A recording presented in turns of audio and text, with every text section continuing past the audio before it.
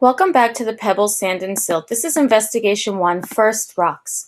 First Rocks will take approximately 5 class sessions. As you can see, there are 5 different parts, each one lasting roughly 1 class. Students are going to observe and compare 3 different types of rocks.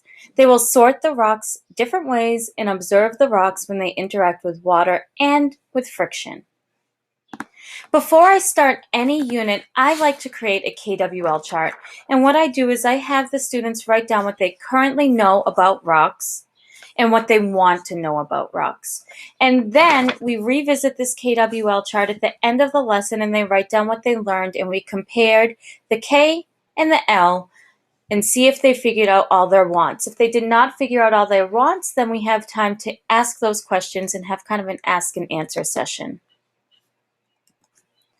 Part 1, First Rocks, will take roughly 1 class session. Students are going to observe and compare 3 different rock types, but you're going to put 2 of each rock type in the bag to see if they can really tell that there's only 3 types of rocks. I oftentimes get kids saying that there's 4 types, 5 types, or they're all different, because you'll notice that the rocks don't look perfectly the same, and that's good for them to figure out. They're going to put the rocks in water. They're going to rub the rocks together and see what happens. You want to keep the rocks in the bags for part 2. Also remind students to work over their paper plates so that they don't make a big mess. Also, I find out even though students have used the magnifying glasses before, they forget how. Remind them they want to start up close to their eye and bring the object closer to them. That's the best way that these younger kids can use them.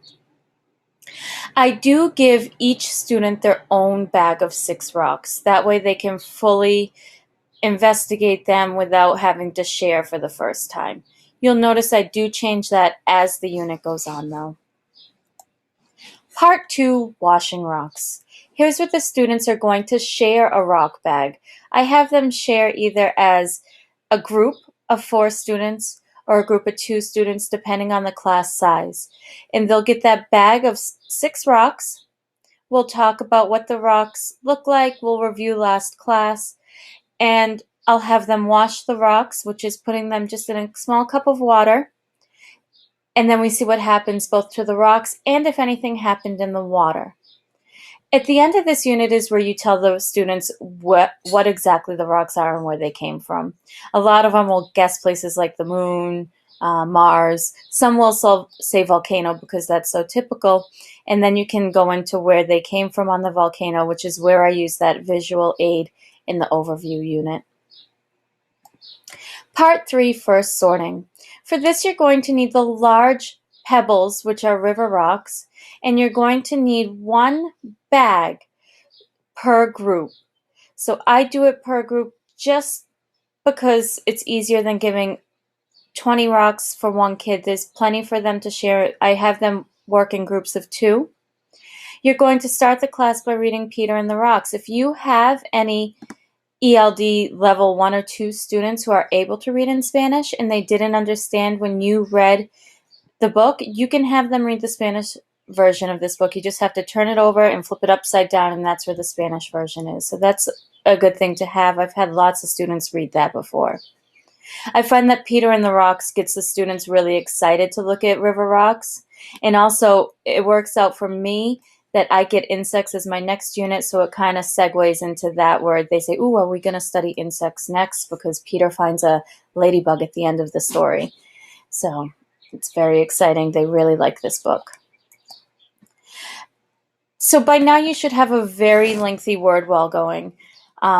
Keep it posted. The students are going to need to refer back to those words often in this unit, especially in the next 2 parts where they're going to be playing sorting games. I actually go over the rock word printout that's given in the science folio, and I make sure that students understand what each word means. They just give me a thumbs up if they know what it means, a thumbs down if they don't know what it means, and a thumbs in the middle if they kind of know what it means, but they need a little bit more explanation to refresh their thinking. So we actually go through each word on the list. I'll say crystal. Students will either give me a thumbs up, thumbs down, thumbs in the middle. If I even have 1 thumbs in the middle, I go through and I explain and I show my picture cards explaining what a crystal means in terms of a rock. And I do have pictures for each one. I don't keep them posted because I don't have enough room of each thing as best as possible. So for hard, I would have a picture of something hard like a hard hat and then a cushion next to it pointing to the hard hat just so they know that that's hard, the other's soft. Part 4, sorting games. In this part, you'll need one class session. And what students are going to do is they're going to be playing games with the river rocks, the bag of river rocks. I do this in groups of 2, groups of 4. It all depends on how much time. Oftentimes, I find that the other previous lessons might have ran a class late. They needed more time to do something. So I have to shorten this to a half a class session and combine it with part 5 and shorten that to a half a class session. To save time on paper, I like to double side and laminate the 2 sorting mats. So I save those for future classes so that I don't waste paper. Students can write on it with marker expos, erase if they need to. Like I said, shorten this one if you need to, or play this one fully, skip part 5, figure out which one is better for your students. Part 5, start a rock collection. This is typically supposed to last 2 classes, but the one way that I shorten it if I do all 5 parts is I give it as a homework assignment. So during part 3, which is where the students were first introduced to the river rocks, I'll give them the homework assignment of collecting rocks and bringing them into school. I show them my container, however big I make it, and say their rock must fit inside this container with other rocks as well. So their rock cannot be as large as that container.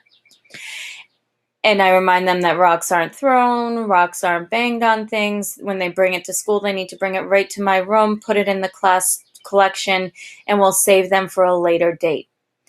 That way we have plenty of rocks in the collection, and you'll notice you may not even need to ask students to bring in rocks, because as soon as we say we're studying rocks, I have kids, oh, I have rocks at home, can I bring it in? Sure. Bring it in our class collection. Sometimes I say the class collection, you're not going to get the rocks back that you give to me, so make sure you don't want it back. Other times I do give them back. It all depends on what we have time for. I also like to do the literacy extension if I were a geologist. I have students do this at this point in time to tell me things, what they would do if they're a geologist. You'll get simple things. I would go to the moon and collect rocks. I would sort rocks based on how they look.